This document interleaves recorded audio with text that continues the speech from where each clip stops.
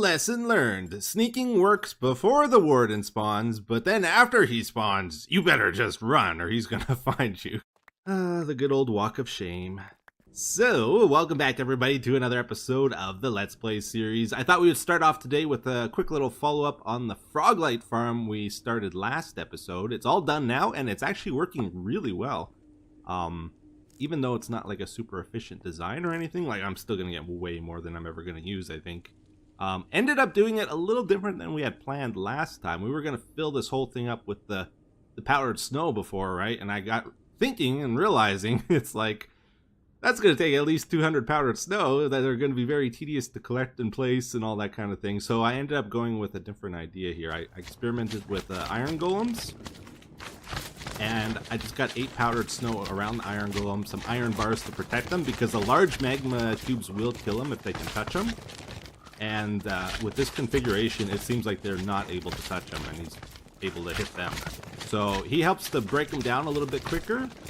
And the powdered snow helps to get them too.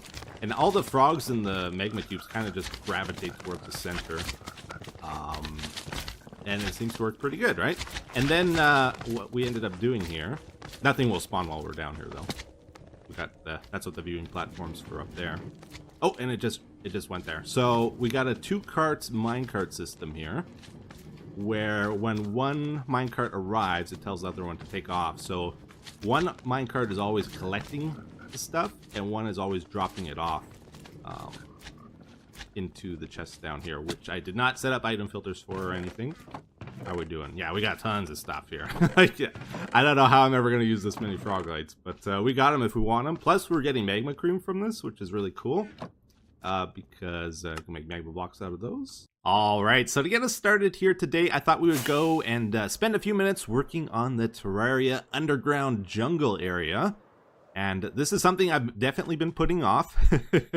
Not by accident or anything. It's by choice, because I do not do well with large scale building in this game. And let me tell you, this area down here, it scares me. This thing is huge. Somehow we need to turn this into a Terraria underground jungle feeling area. So in the underground jungle of Terraria, there is a boss called the Bee Queen, and much like in Minecraft, there is honey. Lots and lots of honey around her lair. I thought it would be cool to try and mimic that by replacing the clay blocks here with honeycomb and the water with honey blocks. But in order to make that happen, we're going to need a honey farm, and a pretty big honey farm at that for the amount of blocks we need. So the question is, do we have a honey farm? Well, yes and no. Like a lot of things, we have one, but it's a work in progress. It's not finished. It's actually been kind of a secret here. I don't think I've ever shown this version of it. A long time ago, we made a honey farm here, and I realized like every single beehive was going to need like 14 stacks of glass bottles to fill up, and it was a huge flaw, right? And we never saw the thing again. I did eventually end up fixing that problem by converting it to a minecart system. And then more recently, like a few months ago, I saw a video by Ian X04, a very cool concept, a new way of doing a honey farm. And I decided to use his idea here, and I just added my own redstone to it to make it work. But here's his idea. Basically, you have a dispenser with empty bottles in. It shoots it towards the beehive with a redstone pulse. If there's honey in there, it picks up the honey. If there isn't, it doesn't pick it up. It goes down in the hopper to a dropper, and then this shoots it back up to the next dispenser, and it's like a chain that continues down the way here.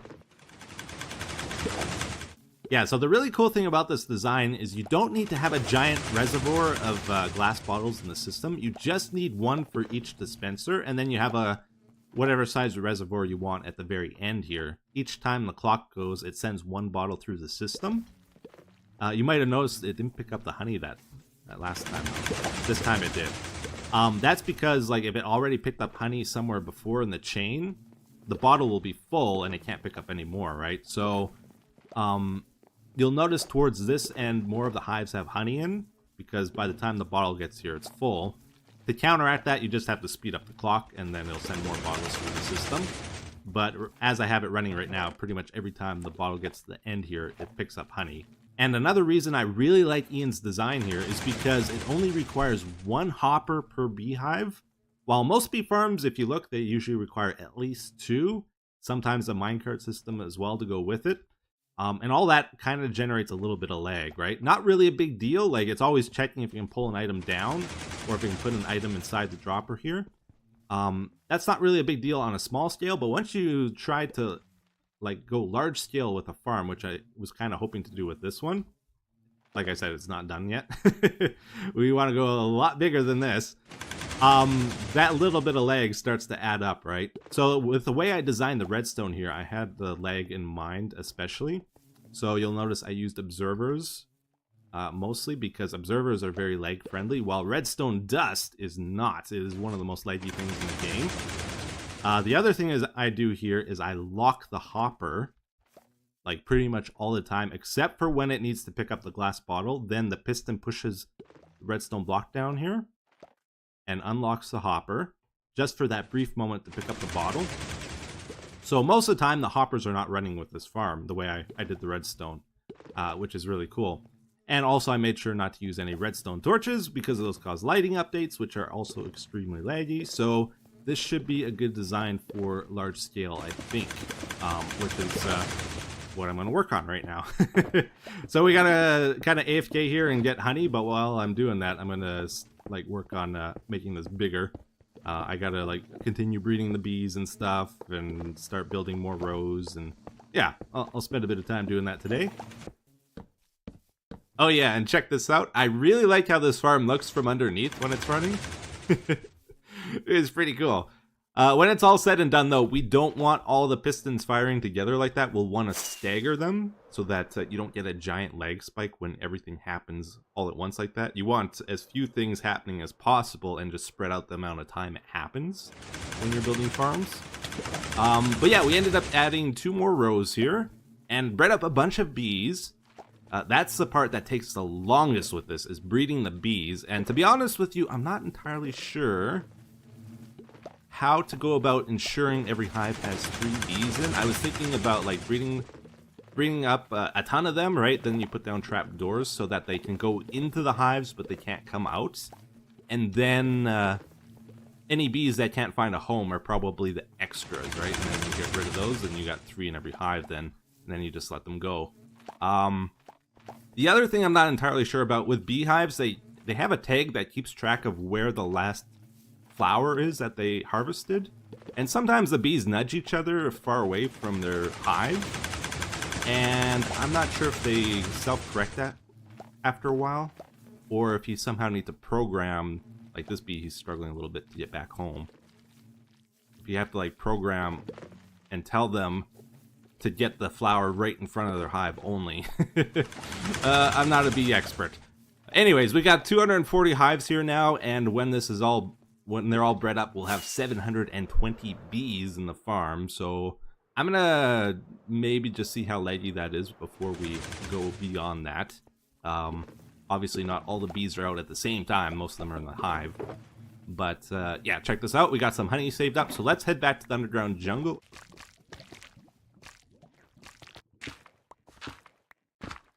Well, that honey we had sure didn't last too long here. We pretty much used it all up, but we got a small sample area done. And check it out. What do you guys think? I think it turned out pretty cool, actually. I'm liking it a lot, especially like when you add these drippy down areas. I've been using the yellow frog lights underneath the honey down there, so it's lit up in certain areas. And yeah, I think it's going to be really cool when it's all done. I want to go back there with it. Maybe up to the top as well, get rid of a bunch of those vines up there and try to do a shape like maybe like this will fill up with honey. And then like put the bee queen up there and have her staring down at us and a bunch of her drones flying around. Now, I hate to say it though, we probably shouldn't do more on this today because it does take forever to collect the honey. Even with our big farm, the way it is right now, it probably takes an hour to get a shulker box full. And we probably need at least 5 shulker boxes. So yeah, that's not going to happen. So let's move on here. We're going to do something else. I wanted to put like a Plantera boss fight in this area here. Remember we built the Plantera ball previously? Those of you that have played Terraria, you know what a Terraria boss arena looks like. They all kind of look the same. You have a bunch of wooden platforms at various height levels. And we're going to do something similar here using wooden slabs, I think. And then you also have your healing agents on the platform in a bunch of areas as well. Like you got your campfires, you got your heart lamps. Is he going to get me? He's going to get me. This place is so dangerous.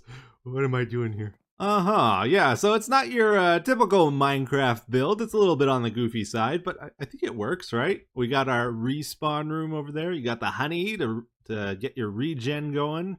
We got our heart containers on chains like you do in the game. Crafting table with the blue lantern on top.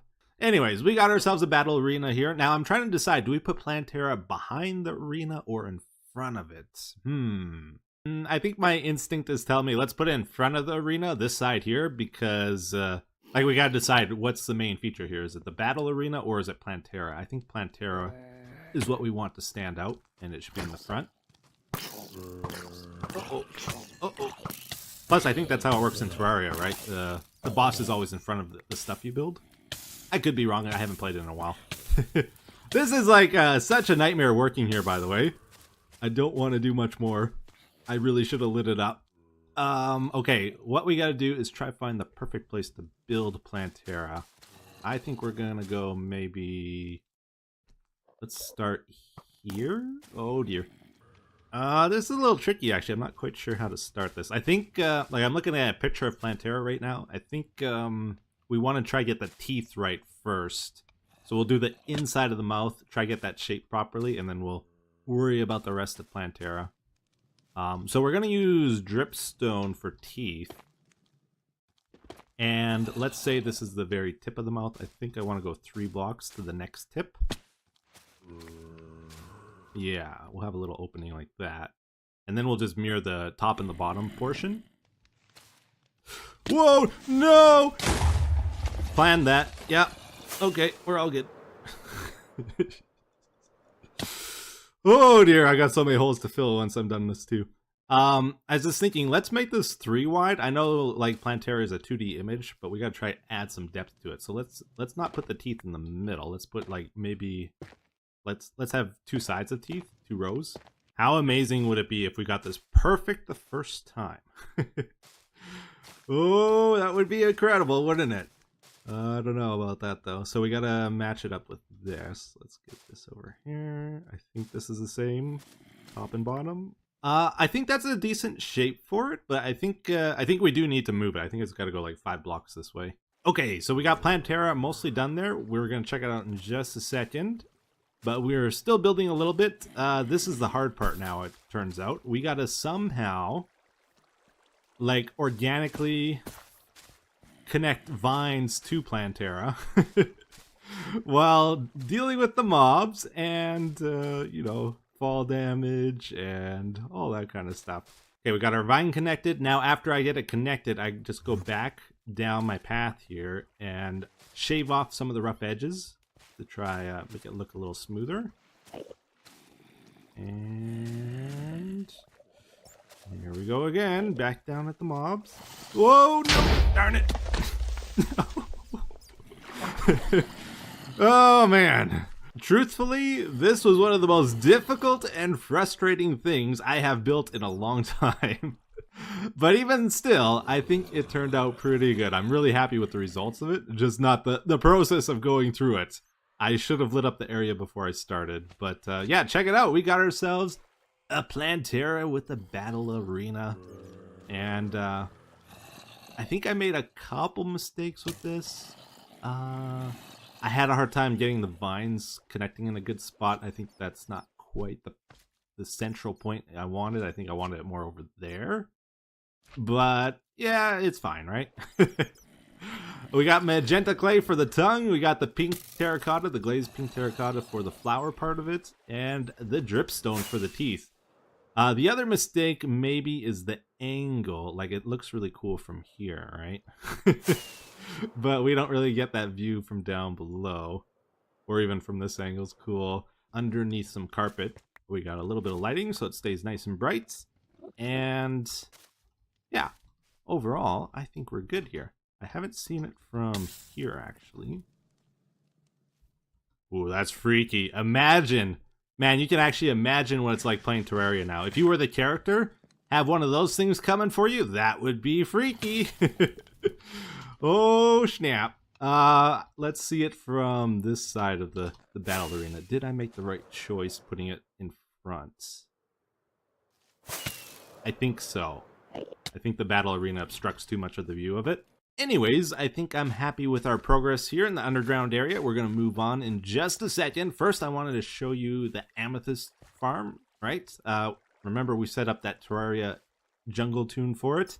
I told myself a million times, don't update the redstone when you hook it up to the amethyst farm, and I accidentally updated it. So the harvest happened already. We've got 2 stacks and 18 shards. Unfortunately, I can't show you guys that now. You'll just have to imagine it. And then 2 stacks and 18 shards flew up here. It was amazing. It was so incredible. You had to have seen it though. You had to have been here. Anyways, okay, one more fun thing to talk about. So what else does the underground jungle have? What am I looking for here? Is it in here? I don't think it's in here. Not in there. Is it in our aqua kit maybe? Oh, we only got 1? I need more than 1. I wonder if we got more somewhere else. Yeah, we got to get some flying turtles, guys. That's like one of the key features of the underground jungle, right? How are we going to make turtles fly in here? I want your feedback. Do we just drop them from the ceiling? Do we give them slow falling potions? Do we launch them with slime block launchers? I don't know, but somehow we need to make turtles fly here. And I'm open for ideas. Okay, so I just had a little bit of an idea here. We are gonna go and try set up a shortcut to getting to Deep Slate from the man cave. Right now, we still don't really have a great way of doing that. There's like a long, windy path I can take, but it's like very time consuming. So let's make it a bit easier. We want to get to minus 415 right over here. Okay. And we're going to maybe set up an elevator here eventually, but let's just, let's see what happens if we go down around here. If I measured right, this is the spot, I think. Okay. Somewhere around here. We're going to dig straight down because we got fire resistance. I'm not scared of anything. Whoa! We're going to go through a few layers here, but it's fine. And there we go. Perfect. All right, let's try this out now. So from the man cave, I want to go check out the Terraria underground jungle. Oh, how am I going to get there from here?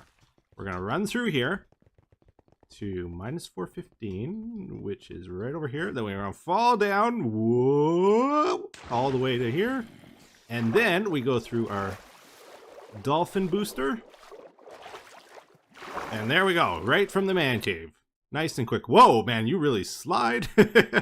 I shifted there and I kept going. That was weird. Oh, you know what it is? I don't think I've ever tried walking sideways before, and I did it by accident there. Look at this. This is really weird. We just have a little bit of time left this episode, so I thought we would do some stuff over at Sandy City. You know, I think the key to making any build look good is details, and guess where there's no details? Outside of Sandy City. We just got the plain old desert here pretty much, and nothing else. There's no colors, nothing really. So what we want to do is start changing that, right? So thankfully we got azalea bushes now. These are great for adding green. Yeah, let's do a little test here too. I'm going to put coarse dirt on the left side, and we'll leave it as sand on the right side, and we'll see which side we prefer. It's a bit of a hard call, actually. I think I do prefer the coarse dirt side to the sand side, but it also looks unnatural to me. I don't think that quite works. Maybe there's a different block. Maybe we gotta go path blocks instead. Can we path block these? Yes, you can. Look at that. Yeah, I think that's the way to go. The path blocks are closer in color to the sand than the dirt is, so it doesn't look quite as out of place. Still not quite the perfect match, though. But I think that's the way we're going to do it. Yeah, and anywhere we come across birch leaves, we are going to get rid of those because azalea bushes just look a lot better, don't they? All right. Also, I was kind of curious what we should do here. I've never really liked going from grass to sand. What's a good in-between transition? Just path blocks, or do we mix in some dirt? I'm not sure. I'm going to experiment with that a little bit. You know, it's actually Oh, wait a second. I just had an idea. Actually, never mind. It's too yellow. Yeah, I wonder what else we could do. Like, I don't hate it, but I don't love it, right? It's not, it's not quite doing it for me. How do you guys deal with this problem? Do you even deal with it? I don't know. Maybe we need more transition. Maybe we add coarse dirt along with the path blocks. Yeah, I just did a little sample here with coarse dirt. I definitely don't like the coarse dirt. Cool, cool. All right, so we got path blocks and azalea bushes all around the perimeter now. And it's very much like a low effort thing doing this. But those little details, I tell you, you start doing a few things like this around the place and they start to come together and it starts to feel a lot better. So we got some plants along here now. We definitely need some kind of path going through here, but it's really weird because it's like a strong slant towards the pyramid. There were a lot of mistakes with this build. This pyramid should be inside the wall, not outside of it, too, by the way. But it's a little too late to change that, right? I didn't really know what I was doing when I built this. Anyways, time to wrap things up here and get to the comment of the day. It says, "Hey, Etho, I have a question that's been bugging me for a while now. I've noticed that your voice often changes very quickly in tone, confidence, and level, even between words. And I remember in your older videos, you used to be much more monotone. I'm pretty sure you mentioned ages ago that you purposefully made an effort to have more energy in your videos and keep things less monotone. I don't know if I've ever said that. I'm wondering if you still think about that while creating content or if it's simply become your natural voice. It's a pretty natural thing for me now.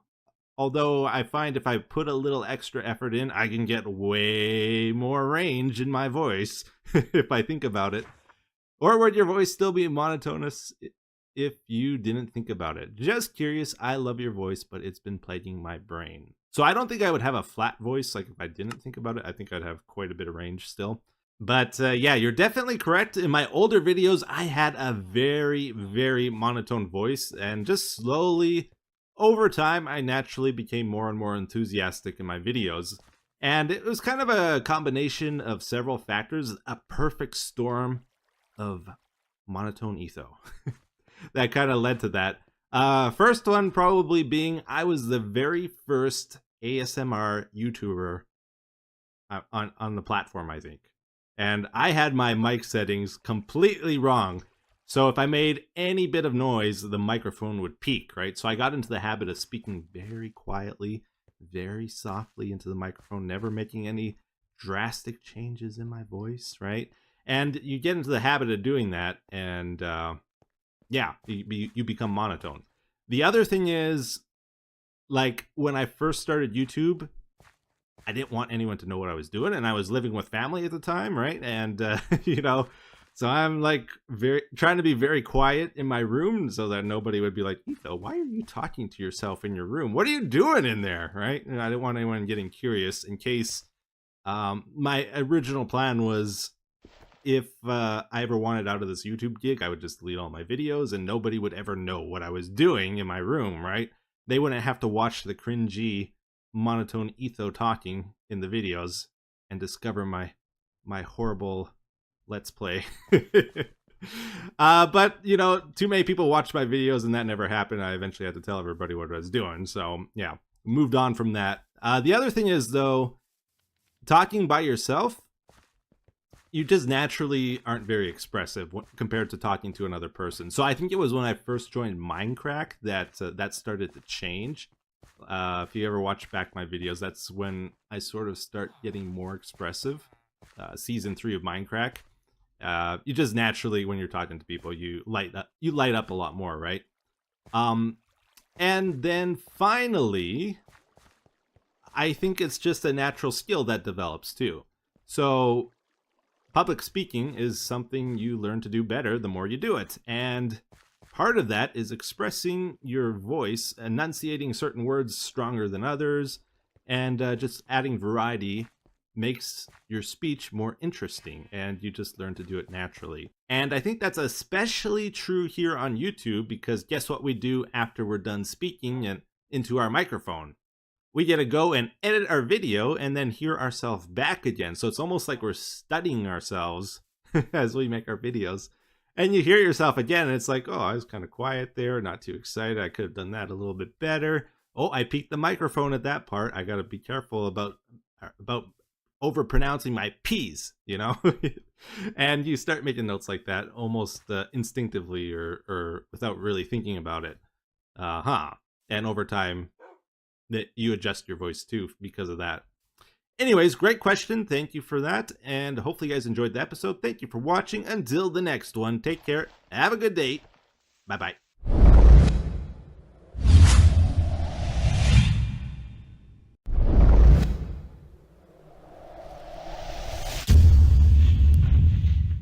Yup.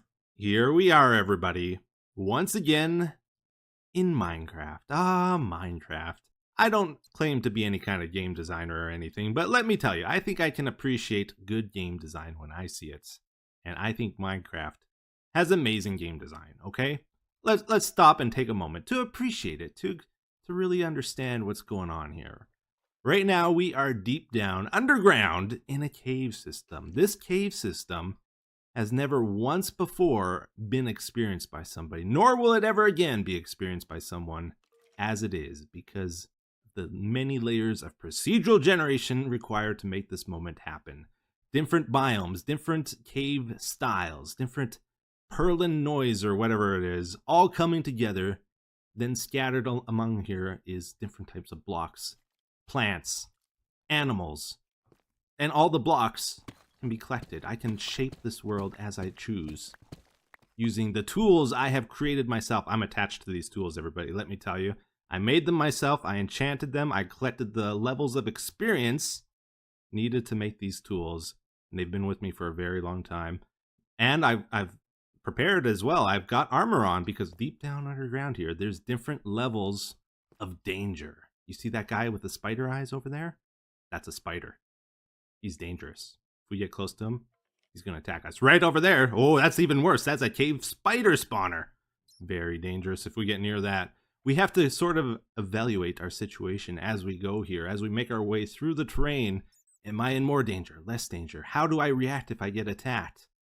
All these different things make Minecraft amazing. Layers and layers of systems. And even my goal, guys, my goal for coming here is somewhat random as well. And not only that, it's been chosen by me. I have chosen to come here to collect redstone, one of my favorite things in the game. And look at that, there is some right before us. Let's go collect it right now. Oh, with my elytra wings that I have collected, I've got torches. I can light up the area as I go. I've made potions to prepare ahead of time.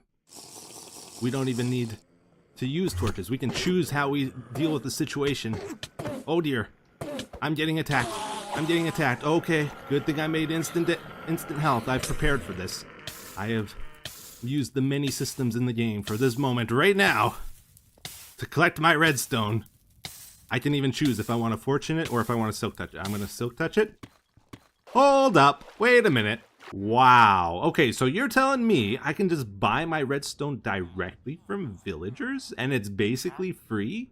And I can collect it way faster this way than if I was to get it caving? And I don't even have to worry about finding a cave or dying or collecting armor or tools? I don't need anything to get it this way? I can just get it? And it's the same for everybody? Forever and always, and it never changes? Why would I ever play the game then?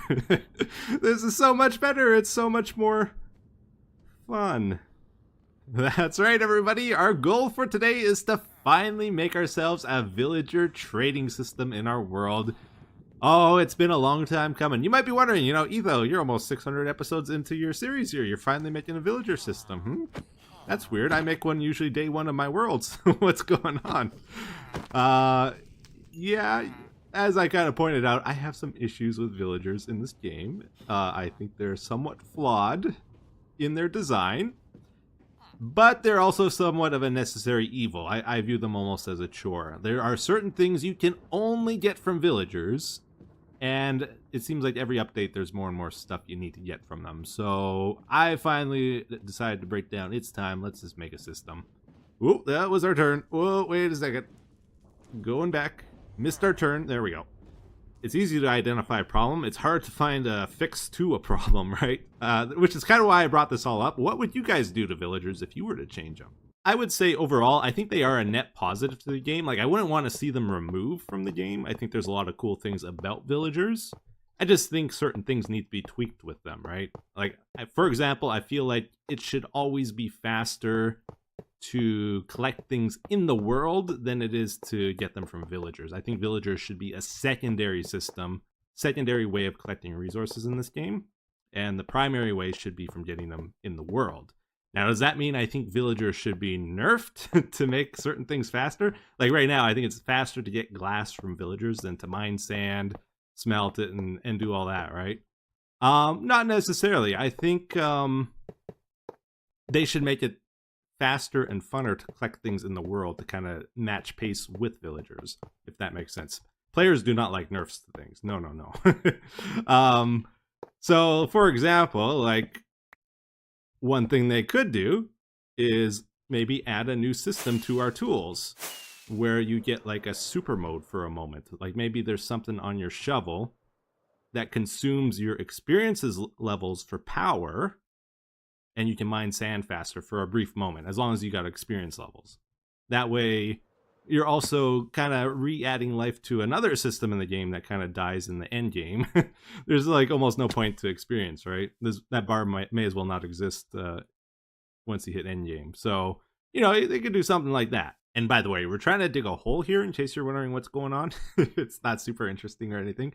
But basically, down below there's an end portal. And we're going to make a 3x3 hole down to it, or maybe a 5x5. And then we're going to get to making our actual villager system is kind of where we're at here. Oh, I don't know if I should tell you guys or not. Oh, I want to, but I really shouldn't. Because you guys always tease me when I tell you I'm making a new base. And they never turn out. And then it's like, yeah, Etho, you remember that base you didn't finish? Why are you starting another one? I don't know. That's not what's happening, though. We're just digging a hole. Random hole for no reason. Very weird. Because I'm weird like that, yeah. I don't have a lot of future plans for this area or anything. No, no, no. Oh, come on, everybody. It's not actually a base. What do you take me for here?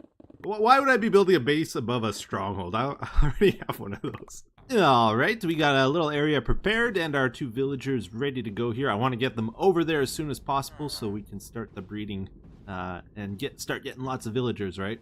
I always find it funny when I watch other YouTubers, like I'm thinking of like Doc and Tango and Impulse, and not to call anybody out, but I always find it interesting how differently some people play the game.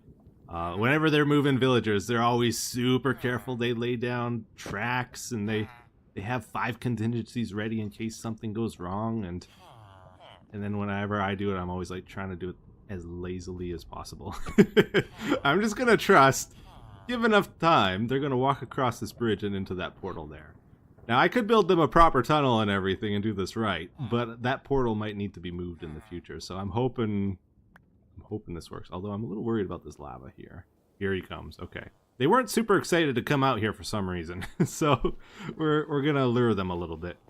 Let's see if we can get them over here. Oh, you're a farmer, are you? Not anymore. You better find a new area. Oh no, this is why I don't want to be on the bridge. I was hoping they would do it themselves. Yeah, I'm starting to regret this decision. This could have been a lot easier. The beds seem to work pretty good, though. Okay. I just wish we had our other guy still with us. And he's through! Oh, he saw it. And there he goes. Alright, I'm gonna remove our little stepstone there so they can't go back. And get down some beds here for them. Alright, very good. We've been feeding the villagers some bread here and there, and things are really starting to happen. We won't need them for a little while. We gotta build our villager system first, and then they're gonna be our test dummies. We're not gonna worry about getting their trade prices lowered or anything until we actually know it works also. So yeah, let's get into our villager system. What are we doing? What's the plan here? Well, we're trying an experiment out here. Yes, experiments are good, right? There is a chance this may not work, my idea, and if it doesn't work, we'll just build a villager system like the one I did in Hermitcraft Season 7, because I really like that one. But if this does work, it's going to be really cool. So the whole idea with this is we're going to try get the villagers to come to us instead of us going to the villagers. And the way I want this to work, I think, is something like this. I put a lot of thought into this. So we're going to have water here. All right. The villagers, I want them to pop up from underneath the soul sand. They're going to pop up into this water chamber, and because it's soul sand, there's air bubbles. They won't suffocate while they're in the chamber here. And I'm going to be where that villager is trading. Oh, our roles got reversed here, didn't they? Oh no, I'm stuck too. I can't get out of here. Yeah, the trapdoors will hold them in place. I shouldn't have gone in here. Okay, let's get out. People always wonder why I carry ender pearls. They come in handy at times, trust me.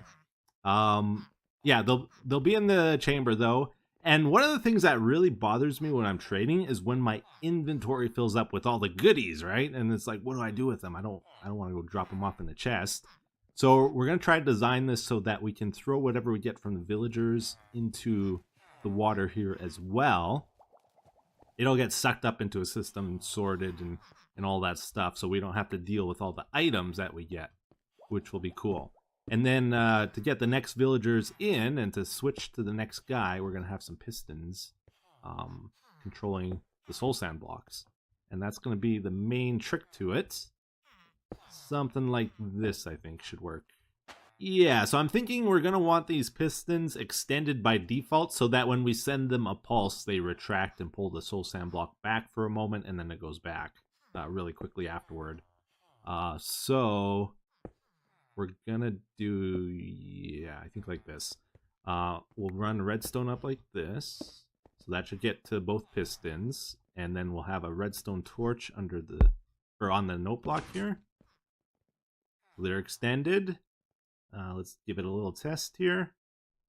If we send the note block a pulse, they retract and then extend. Okay, that's what we want. Then we're going to bring this up and go up for however many villagers we want to store. This will get higher and higher. Okay, let's start busting out the ceiling. Okay, let's stop and think for a second. I think I want 5 of these chambers in total. Each one's probably going to hold maybe 20 villagers at most. So one of them will be for librarians, one for clerics, one for masons, one for the assortment of villagers that you only need like 1 or 2 for.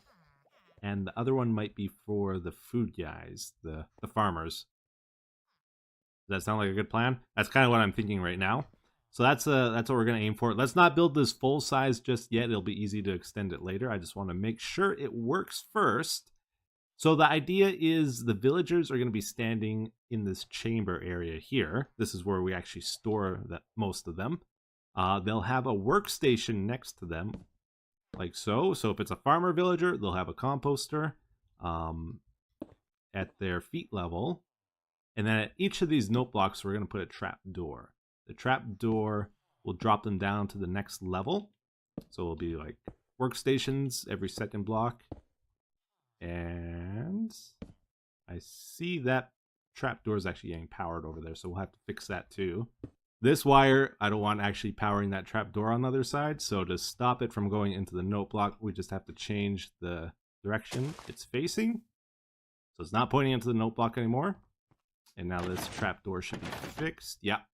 Oh, it's looking like it's going to work, everybody. We got it hooked up to a hopper clock now, and it's only activating the trapdoors once because it's a short pulse. If it's too short of a pulse, though, it's not triggering this redstone torch here and activating the pistons. So we need this at least at 2. Okay. And these are still only triggering once. Yeah. And you can see it goes from bottom to top. Pretend I'm a villager right now. In the chamber here, every time we activate the contraption, they'll go down by 1. Until they eventually end up into our water chamber where we can trade with them. Yeah, I think there's one more thing we want to add to this. So as soon as the soul sand blocks retract, the guy that's in this chamber is going to go flying up, right? And we want the other villager to pop up at the exact same time, kind of. We don't want to be waiting for the villager to arrive. Like if you imagine we drop the villager down from this trapdoor, then he's got to travel across here and go up here. That's going to take quite a bit of time, right? We need another holding chamber in addition to these. Like the one that gets them primed and ready to enter into the main chamber there. So we're going to put one right below with soul sand. There's a trick you can do with moving mobs around. If you put a fence before the soul sand and you push them with water streams, they'll kind of go up onto it like that, right? And then you also are going to need what? Let's get our ice ready. We're going to want fence gates to hold the water in place. We're going to want to surround that so it doesn't spill everywhere, like so. And then you want one space where it will flow the direction you want the mob to move. There we go. And there we go. So you see the water flows into that section. So as soon as a mob touches the water, it kind of pulls them in, like so. And that way, when the soul sand lets them up there, they're not going to hit their head on the piston or something. They're going to be right here. And nothing happened. I'm going to hold spacebar this time, because when the mobs are in water, it's like they're holding spacebar down. Like so. Aha. And I'm trapped again. Yeah, so I think we just need to build this up, make a water column here that connects to the top of this, and we're done. Oh, snappers, I think we're about ready here. I think it's good to go. We're gonna try lure a villager inside as a test dummy. That is gonna be tricky though. I actually have no idea how to do it. I'm gonna try the old composter trick, see if we can wake one of these guys up and have him go to it, but I think he's gonna prefer the bed. What if I give you this? Actually, only one guy should go for it, right? It looks like they're all going this way. Okay, never mind. Never mind, let's get rid of this quickly. We got two guys over here. Oh, I think you might want to go inside. Wait, really? Okay, let's try help him out here. I'm gonna build up some walls so he doesn't fall in. I'll flip this. Why is he trying to go in there? That seems so weird to me. Okay, that's how you do it, guys. For some reason he wants to go in. Oh, and up he goes. And down he goes.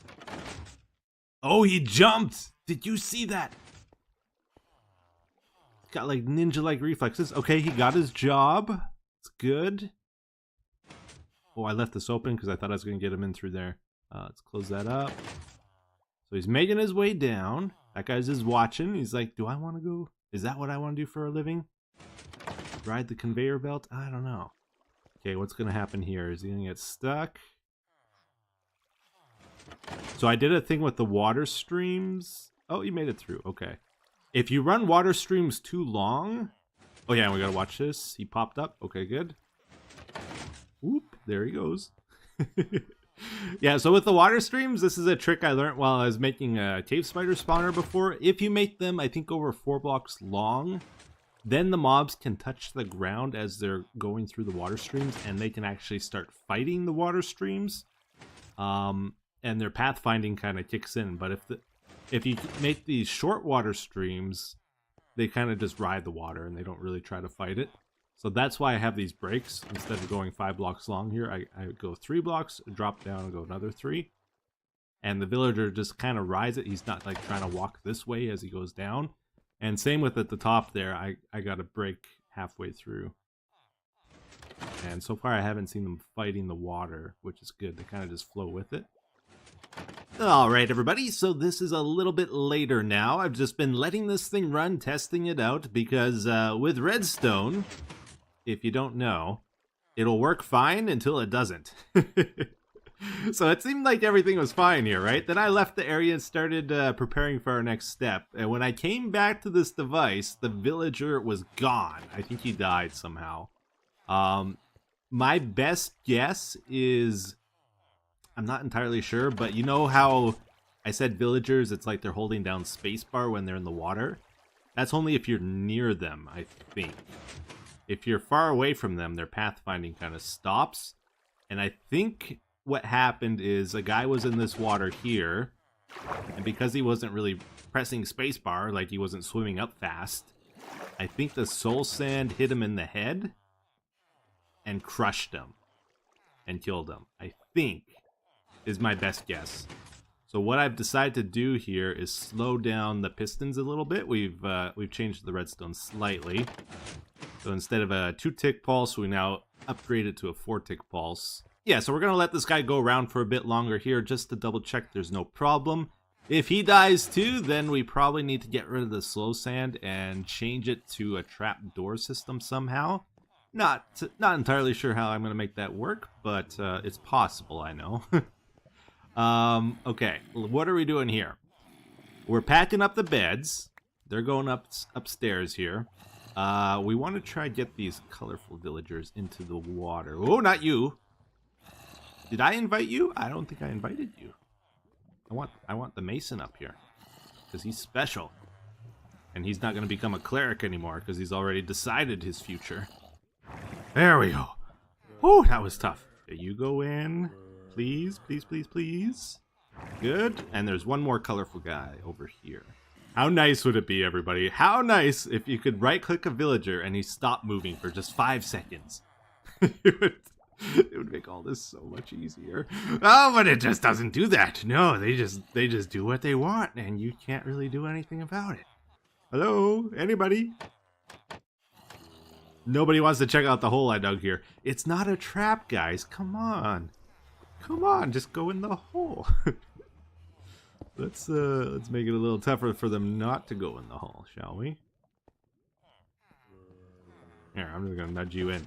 Okay, hopefully they'll go in the hole eventually. What I'm gonna do now, let's head upstairs here.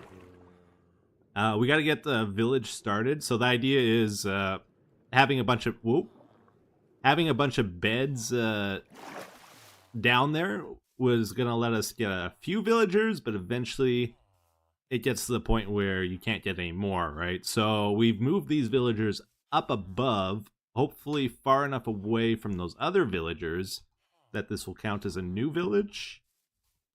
And as we build up the population up here, we're going to drop them down below there, convert them to whatever we want them, lower their trade prices, get them in our trade system, and we'll do it in batches of like 20 at a time, hopefully. We got a good seed population up here. We'll feed them. Hopefully we'll start getting some babies. Then when we're ready, we'll just push them down here. Yeah, they're starting to breed. That's good. Yeah, so these chunks have been unloading and reloading a few times. He's still alive here, so that's a good sign. We'll give him a bit more time to die if he wants to. Just to make sure. I went back home and picked up some supplies here. And it is time to do the curing. Alright, so I have done this many times in this game, and this is my new favorite method. Dig a 3x3 hole, get your villagers inside, get your zombies ready for when you're ready to do it. The zombies will go after you, but as soon as you go somewhere they can't get you, guess who they go for? Oh dear! And that's all of them. Okay. So we get them all converted like that. We can walk right up to these guys and we're fine. We don't have to worry about them hitting us. We throw a weakness potion in the middle. That hits all of them. And then we just hit them with the golden apples. And do this like maybe 5 to 10 times. I usually do only like 5 or something, and I'm sad because some of the trade prices aren't at 1, and it's like, why didn't I just do more? So I'll probably hit them at least 7 or 8 times. Now, if you're on your final curing cycle, all you gotta do is stand where the zombie villagers can see you, and they won't attack the other villagers. They'll all convert back to villagers, and then the job is done. But because I want these guys to go through a few cycles here, I'm just gonna walk away, and they'll automatically keep converting back to zombie villagers and lower their trade price every time that happens. When you stop seeing the red particles, that means they're ready for the next feeding. No! Oh boy, okay, major problem here, everybody. I was under the impression zombie villagers do not despawn if they came from villagers. I left the area to go up above to check on our village. When I came back, this is what I saw. So they have vanished. I don't know if it's because something changed in the update, or maybe they can despawn during the curing process. I usually stay near them during the curing process. So this is a first for me. Anyways, life lesson. Stay near them when you're curing them. Well, unfortunately, that actually puts a pretty big wrench into my plans here. I was hoping we could see one of those units fully operational today, but now it's going to take several more hours, and I just don't have enough time to do that. As you can probably tell, I'm still struggling to get episodes out lately. Originally, my plan with like my whole mom and dad situation and my dad passing away was to maybe work an hour or two on it every day. But instead, my siblings ended up taking time off their work, so I took time off my work, and we've just been working on it like all the time for months here, just trying to get it done, right? But now it's turning cold here in Canada, so things are going to start slowing down soon, and hopefully I'll have more free time coming here soon, until the springtime at least. But the good news is we have gotten an insane amount of stuff taken care of here, and things are getting back to normal pretty soon. But to help make up for it today, I'm going to do a double comment of the day for those of you that enjoy them. It says, "Hi Etho, I was curious if you still listen to Paramore. If so, what do you think of their new single, This Is Why?" Aha, I do actually listen to Paramore every once in a while still, and I did hear their new song just a few days ago. I was listening to their music on like an autoplay, and that song came on. I was like, wait, what's this? I've never heard this one before. I tend to prefer their older songs more than their newer songs, but you know, it's okay. Like, most of their new stuff is decent as well. It's very catchy. Very, very catchy. Not my favorite song of theirs, though, obviously. Second comment here, Etho. Oh yeah, by the way, I would say my top 3 songs or groups I've been listening to lately are Hail Scene. They do cover music. It's very good. I have recently discovered Hailstorm. Apparently it's like 10 years old. I've never heard of them till just the other day, and they're incredible. And also, similarly, The Pretty Reckless. Also an old group I've never heard of till just recently. That's what's on my playlist lately. Second comment, Etho, why did you stop playing Starbound? It seemed like you were enjoying it, and it's a really great game. Did you continue playing it off camera? Okay, so here's the deal with Starbound. I was really excited for that game when it was first coming out. I think I actually got into the beta of the game when it first came out, which was really cool. I played it a bunch then. I enjoyed it a fair bit, right? Then the official game got released to people. I think I played it again a bunch, and then I think a few years later I played it again after a few updates. Now the thing is, for some reason, it's got like all the ingredients to a game I should really enjoy. Like, I love 2D games, I love pixel games like that, I love side scrollers, platformers. It's definitely up my alley. I love crafting games, I love exploration sort of things like that. I'm a huge fan of Terraria, for example, and it's a very similar sort of style game, but at the same time, it's not.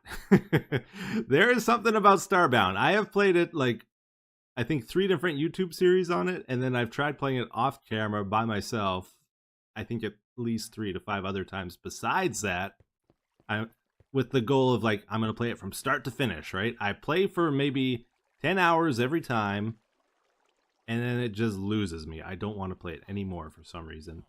I don't know what it is. I feel like the gameplay is like fundamentally flawed in that game somehow, and I can't quite put my finger on why.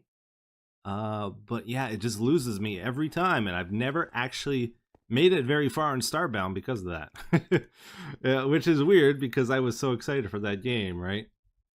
I don't know what it is.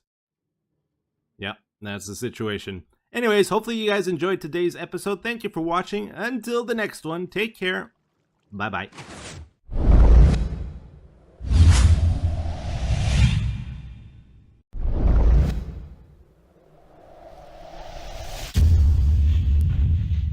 Well, since the last episode of setting up a villager trading system, I have put in quite a bit more time, many golden apples, and we've even had to get rid of a few disappointing villagers on the way here. But the good news is I think we have finally gotten our villager system ready for its first real test run to see whether or not this thing even works. I'm not sure. We're going to find out here. So my main concern with this, like in a normal villager trading system, you keep the villagers right next to their workstations at all times. So if they ever need to restock, it's not a problem, right? With this one, we got them going around on a loop. They're away from their workstations at times. How's it going to actually function? I hope it'll be okay, but I got to admit my villager knowledge isn't perfect. I think it'll be okay, though. We're going to find out here. One thing I did notice, and this is very important, with this trading system, like if you're in a trade with the guy and he goes far away from you, it does not close the trading window. So you're free to close it whenever you want. That's very different from like some other mechanics in the game, like the crafting table. If you're trying to interact with the crafting table and you're doing your crafting, and for some reason it moves away from you or it gets broken or whatever, or you move away from it. Oh, any second here. We're in the water stream right now, getting farther and farther away, and boom, there, it automatically closed our trade window on us. Yeah, anyways, we got our pumpkins ready for trading here, and looking at our very sophisticated villager trade indicator. It's at 3 lights right now, which is telling me villagers are refreshing their trades at this time of day, which means if they aren't refreshing them in our system here, there's something wrong with it. Big time. Okay, here we go. And next guy pops up. Boom. Now we might play around with the timings on this loop and stuff. We might set it to manual. I'm not sure what we're doing with it exactly. This feels maybe a little too slow at the moment though. But this is the general idea to how the system will work. Oh, we missed a villager. Okay, sometimes that happens. Because kind of need to get a few more in there, I think. Alright. And we totally traded our stack of pumpkins. Okay, let's see when the guys come back here if the trade's refreshed or not. I think they have. I think this is the same guy now. Because we only have 8 in there. Right? Yeah, these are new trades. We didn't have these before. Okay, cool. Well, we're losing villager trade power. We're down to 2 lights, but that's fine. Let's keep it going here. For this guy, I'm going to actually wait a while before I trade with him, just to make sure I can. Like when he's far away here. Looks like he still can. Yeah, good. And it's looking like our XP orbs are all kind of gathering together in one spot there.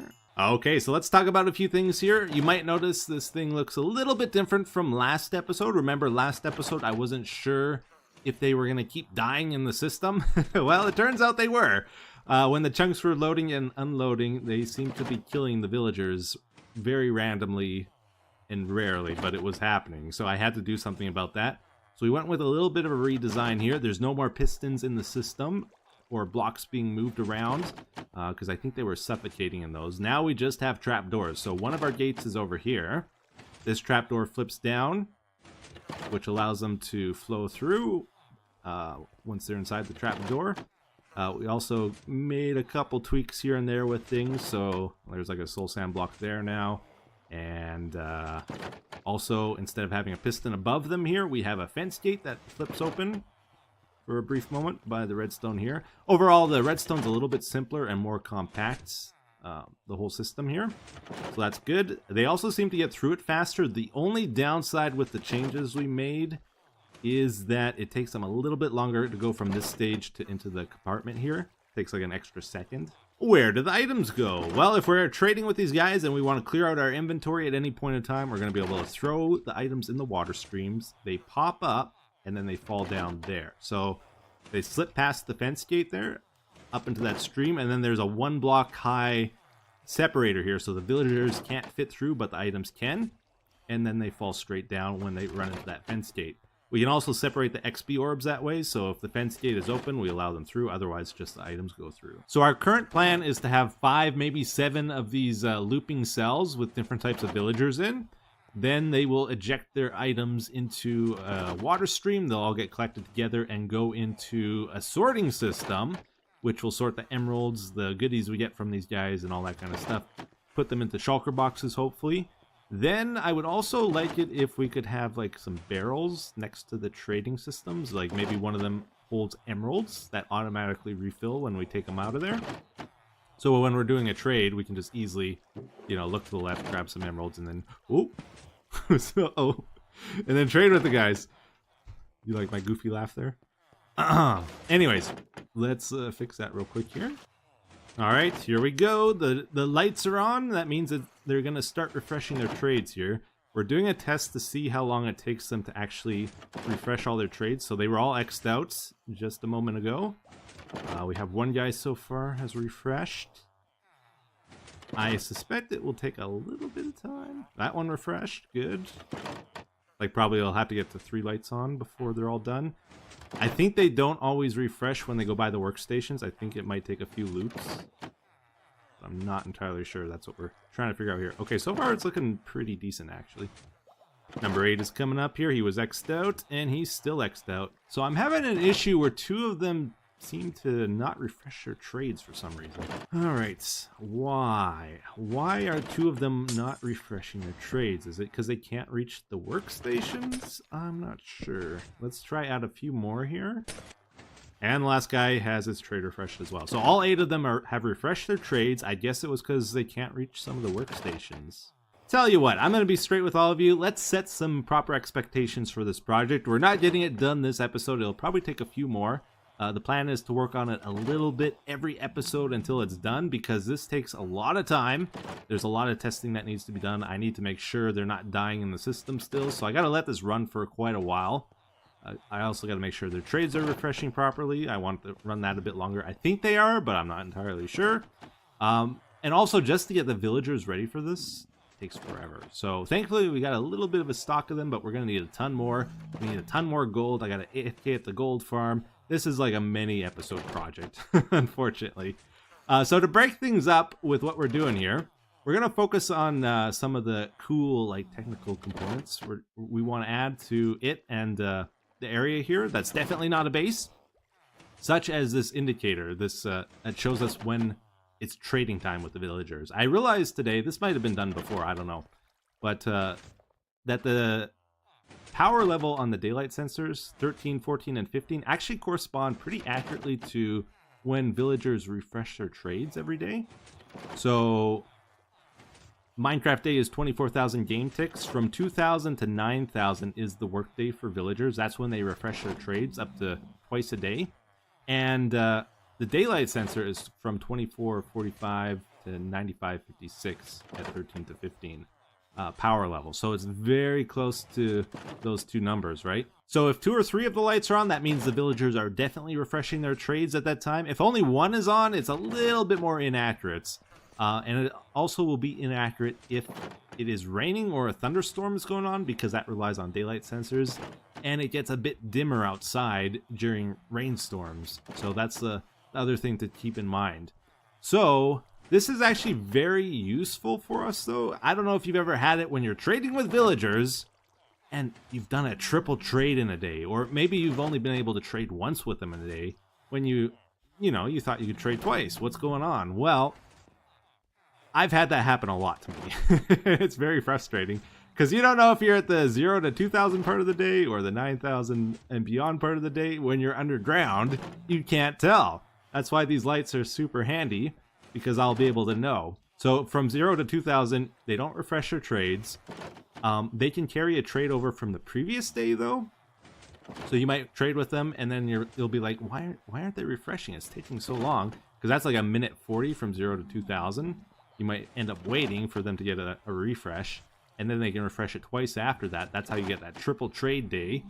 But then you might also trade with them at 9,000 and beyond. And if you do that, you only get 1 trade with them. And you'll be wondering, why is that second trade not coming in? What's happening here? It's because you're at the end of the day and they're not refreshing anymore. This number is the B-Dubs number, by the way, 12,542. Every single day in Minecraft, B-Dubs stops what he's doing and he right-clicks over top of bed, because that is the very earliest you can sleep in a day. Oh, this is a bit weird. We're flying right now. That's right. I like to be on the ground usually, but for the next thing here, we're going to need to be in creative mode. Our goal is to take our trade sensor and design it to work also during rainstorms, is the plan here. So what we're going to do, we're going to take this cool little sensor from Cortezerino. I think was the original inventor of this like 6 years ago. This thing will figure out if it's raining or not. So if we go weather, this is why we need to be in creative, and go rain, check this out. Give it a couple seconds and the light turns on just like that. What we need to do with our system, let's get rid of the rain, weather clear, is somehow add 3 power levels to our redstone line if it's raining, because that's about the difference between rain and not raining. How do we do that? First thing we're going to do is compact this a little bit. So if we take a comparator, put this in subtract mode, and get a barrel, to get 3 power levels from a barrel, you need 4 stacks of items inside. So we're going to do the opposite of that and go 4 stacks missing. All right, so that gets us down to 3 power levels. So 1, 2, 3. So if it started raining, what happens here? Can I show you? Take a little bit every time. So look at that. It started raining, and now our sensor is not going to be accurate. It just lost 3 power levels on our thing. So we need to add that when it's raining. And to do that, the plan is to get this. We're going to do a double subtract. Have you ever seen this before? I'm actually kind of excited about this. I've never done this in redstone before. A double subtract redstone circuit here. What we're going to do, when it's raining, we want this to, I think, extend. And then we will have another barrel to subtract from this subtractor. I think we add the 4 in here then, right? Yeah, so it added 3 back. It is so confusing. I'm not going to try to explain this in super detail, but yeah, you see what it's doing, right? It added 3 back when it's raining. It's not raining. It's not raining now, so that redstone line retracts it. And if the rain clears up, because the sun gets 3 ticks brighter, we get that power level back. Yeah, so I think all we got to do is add his sensor into our circuit, and we're done. So let's do that. It's just like an AND gate here. And oh, you see what I did there? And it's actually a bad habit of mine, but it actually worked out in that case. Okay. Instead of saying I say and all the time now. I hate it. I can't stop it. Okay, I think that's it. And we don't need this anymore. So now if it starts raining, this should still say 3 redstone power. Okay, so weather. I don't go on creative a lot. I stumble with the controls always. So it's gonna go down, but then once it figures out it's raining, it comes back. But the proof is in the pudding, as they say. So let's test this thing out, because we want to use this in our trading system when it's all said and done. We want to make sure this is actually functioning properly. So again, we only want these lights to turn on during the trade times, which is from 2000 to 9000 of the day. So that means at 1999 these should be off, and they are, so that's good. But as soon as it hits 2000, we want them to turn on, but they don't. Because the daylight sensors aren't able to get to the number we want exactly. They're late by 22 seconds, so at 2450 is when they actually start indicating. So if we go to 2450 is when it first turns on, and then it's fine through the numbers here. 3000, it's good. 4000, it's good. 8000, it's good. Till we hit the 9000s. So we want it to turn off at 9000. Ideally, in a perfect world, this should be off now. But you can see one light is still on. So it's inaccurate by a little bit as well on shutting off. It doesn't shut off till 9560, which is 28 seconds later than we ideally want. 2560 is when it finally shuts off. Now this changes a little bit during the rain. So if we're at, this is like generally we're going to be somewhere in between, and it's not really going to be a problem. Weather, rain.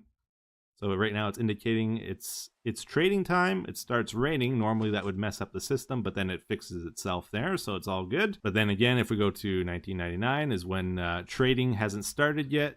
It doesn't start actually when it's raining until 2060. So it's very close to the 2000 we want. It's just off by... Oh! Maybe I don't know what's happening now. Oh, I was off by a little bit of my number there. So it's about 3 seconds late on starting. 99:40. So that is 47 seconds later than we would like. But yeah, it should be pretty close to accurate for what we wanted to do. So that's awesome. We're going to add it to our trading hall there. Rain or shine, it's just not going to work during thunderstorms because I don't want to bother adding them. They're rare enough that I don't really care. And when it's thundering, you can hear it's thundering.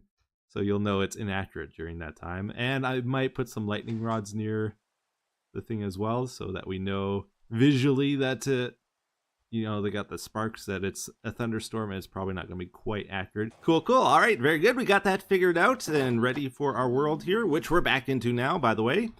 So we're going to move on to the next thing. And it's going to be another sensor. All right, so when I build stuff in this game, I always do function before form is one of my general rules. And we're working on a new area here. And we want to get the technical stuff figured out before we actually start building, because otherwise it'll be like impossible later or very difficult. So we want to get all our sensors and new techno gizmos figured out first. I really like the feeling in this game when you enter a room and it comes to life. So for example, in this trading room, how cool would it be if we approached the trading system and then they start going around on a loop? And normally they aren't, because it's actually not necessary if we're not observing them, right? It's actually just causing lag. It would be cool if it turned on when we got near it. Maybe lights came on in the room and a bunch of stuff started happening, right? That's what I'm aiming for. Yeah, I think the classic example of what I'm talking about here is our original storage room. You walk into the room and it just comes to life, right?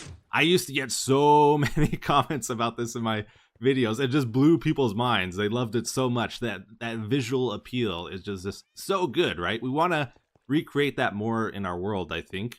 And to do it originally, we used pressure plates, which is fine, but now we have skulk sensors. I wonder if there's anything fancy we can do with skulk sensors.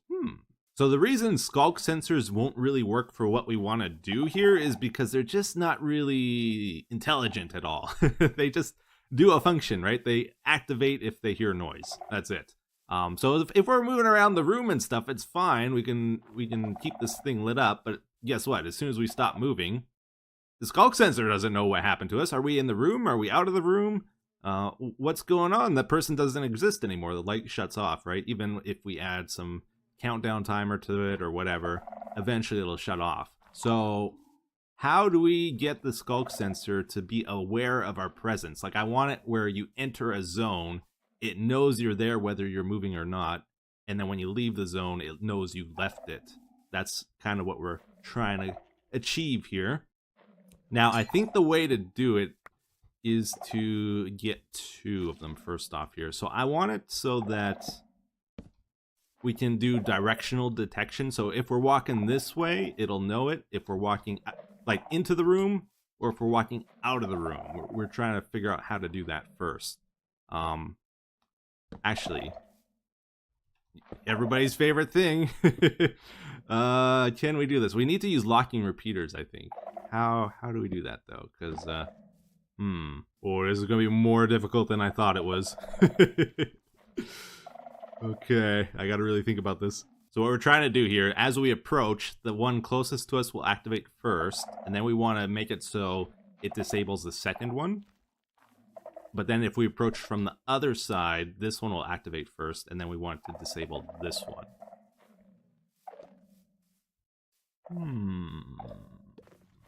Actually, wait a second. I might have just had a eureka moment, actually. Let's try something here.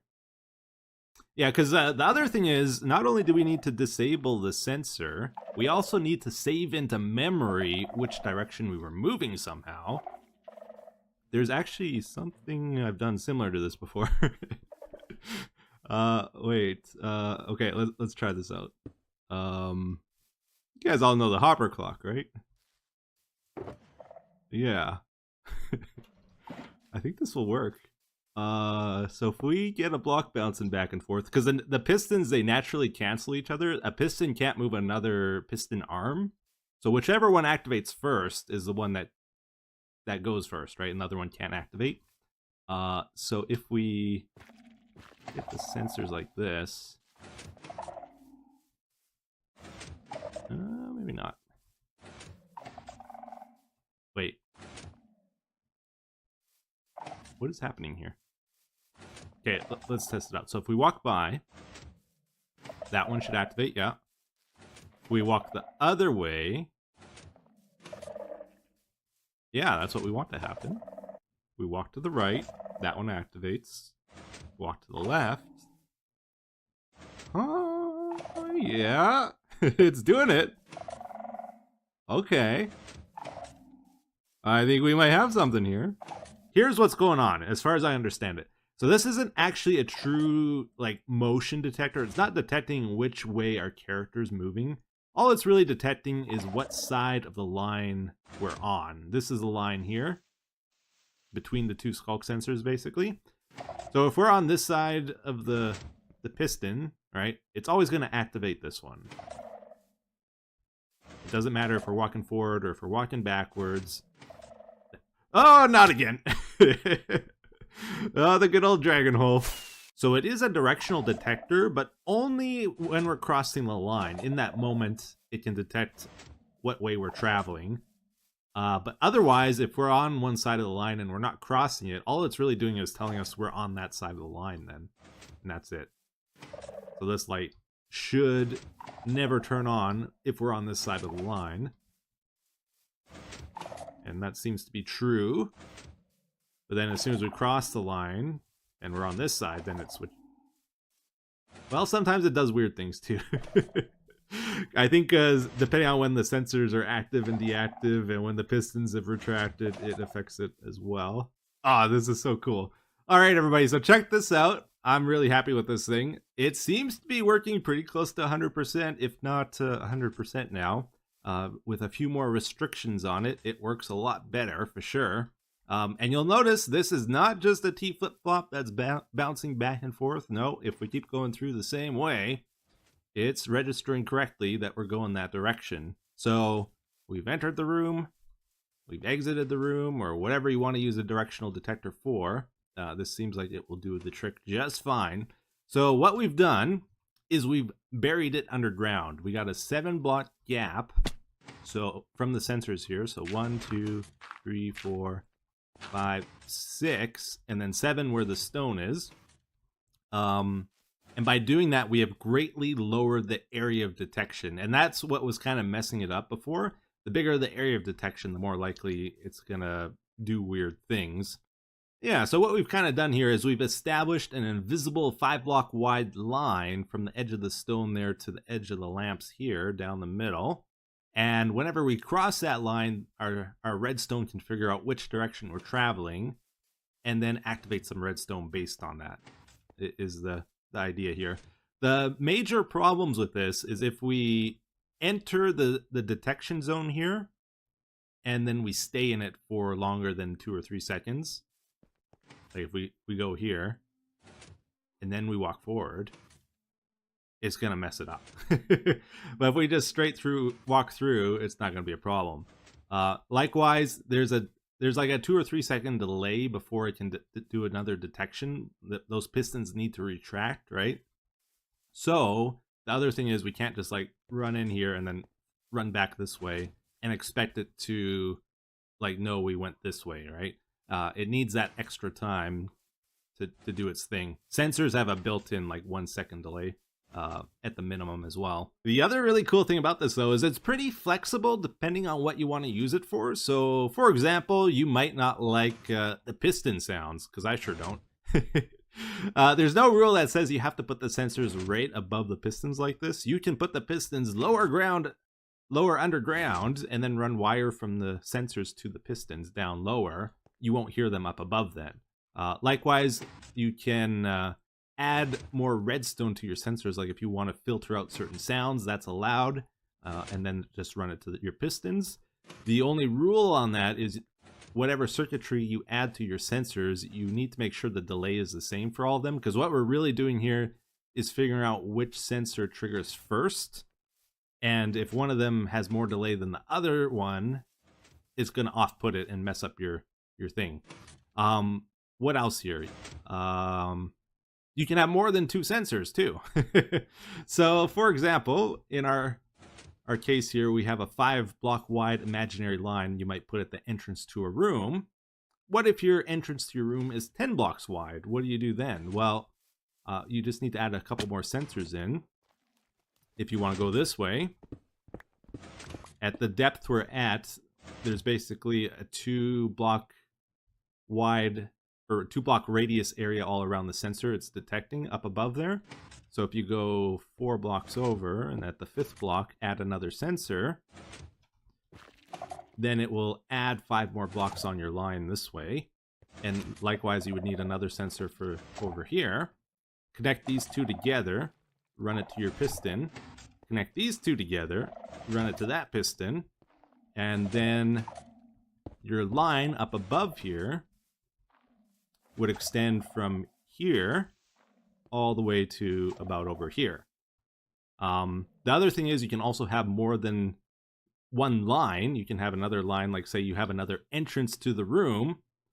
That's definitely allowed as well. Just add more sensors in a different area. But then you only want to have one memory unit per zone you're detecting. Like you don't want to have more than one set of pistons.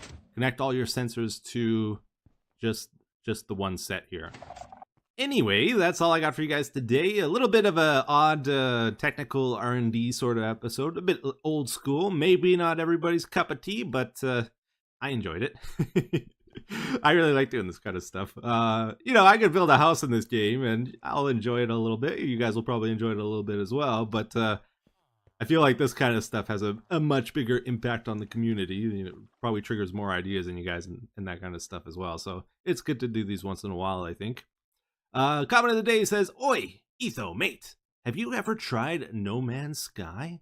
It has exploring, building, farming, and even more. Maybe you would like it if you try." Aha! So, No Man's Sky was going to get released, right? Everyone was hyped about it. I was hyped about it.